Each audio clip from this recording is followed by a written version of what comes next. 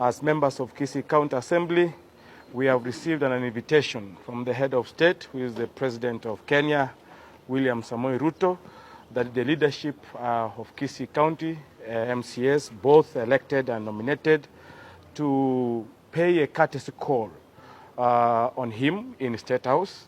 And we have resolved as a house today that I will be going there later this week. Egento kego toira State House etokogenda tuchikubwati ebinto chipara egetikia ndege epare yanene kogenda mpaka Kablong chinyagitari chaito Cancer Center Chichiro. Ladies and gentlemen, that is the majority leader of the GUSII County Assembly speaking.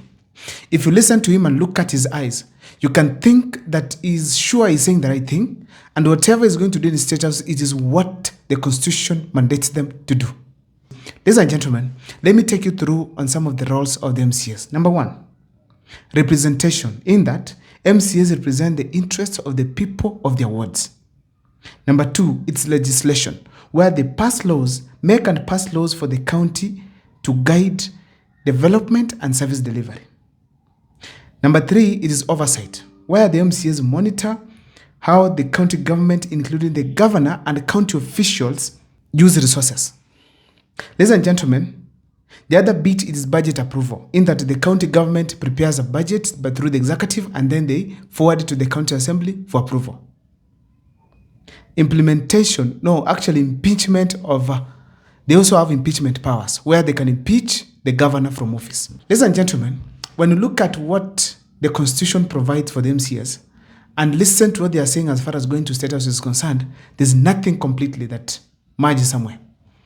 In that they're going to do national things which are supposed to be done by the members of parliament, not the MCS.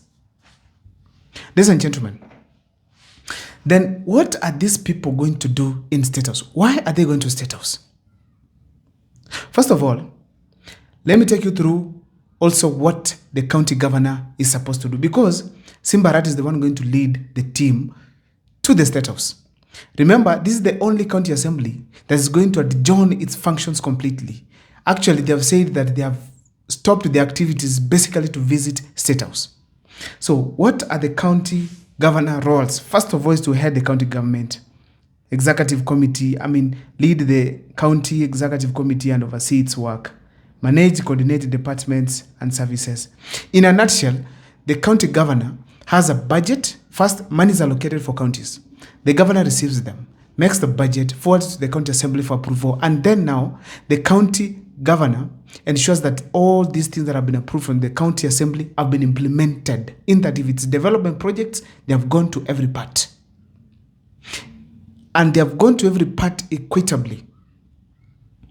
Ladies and gentlemen, when Simbarati gets out of office, locks the county offices, gets the MCS to stop their services within the county assembly, to go to State House, the fact remains that there's nothing they are going to do in State House in relation to the roles of the governor and the county assembly members.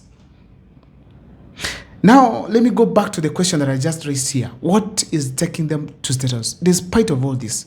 First of all, remember these people are coming from the county of Dr. King of Matiang'i, where he was born.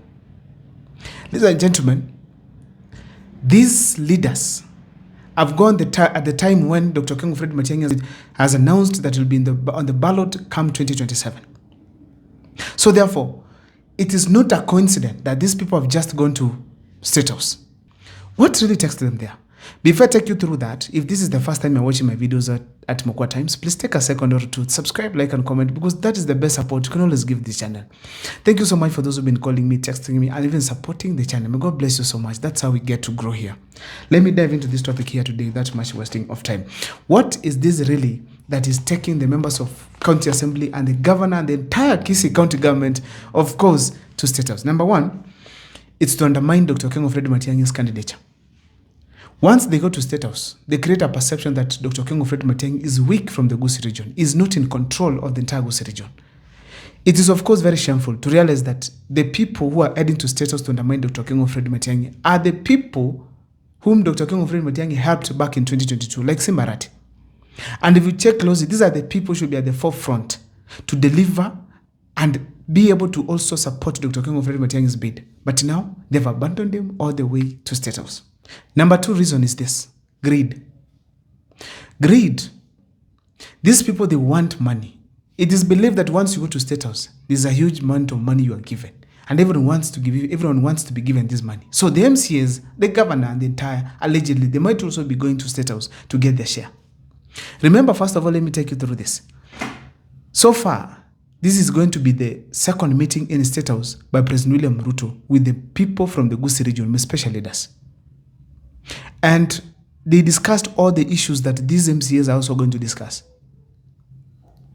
And apart from that, remember, we have the members of parliament from the GUSII region under the UDA. They cut both across from Kisii and Nyamira counties. They are able to present the issues of the GUSII region because from the constitution, that is their role. Ensure money is in the budget and ensure they are implemented well. Apart from that, we have very close friends of President William Ruto, like Silvana Sosoro. So the MCAs, when you see the MCAs going to State House, do you think they have a better voice of the GUSII region than Silvana Sosoro, than Zairi Janda, than Jafeth Nyakundi? No. Then basically it is greed that is taking them there. Apart from that, ladies and gentlemen, it's the financial support they're expecting in 2027. Most of them right now, as we speak, they want in 2027 to get the money for campaigns and stuff. But I know most of them from the Kisii County, they know they're going home back come 2027. So they want to make money here and there. But I know very well they might not make enough money from State House in one day visit. Ladies and gentlemen, another reason is this. It's intimidation. When you look at the MCAs, especially from the GUSII region, if they don't align themselves to the governor's wishes, they don't get development projects. Most of them actually, they are left completely without any development within their wards. So if the governor says left, left. If the governor says right, right. So most of them, they fear intimidation. So they have to go to State House to align themselves with the governor so that they can get development projects back in their wards. Ladies and gentlemen, if you also look at Simbarati, him accompanying the members of parliament to the members of the county assembly to State House, it is also not something that is very normal. What could be taking also Simbarati to State House?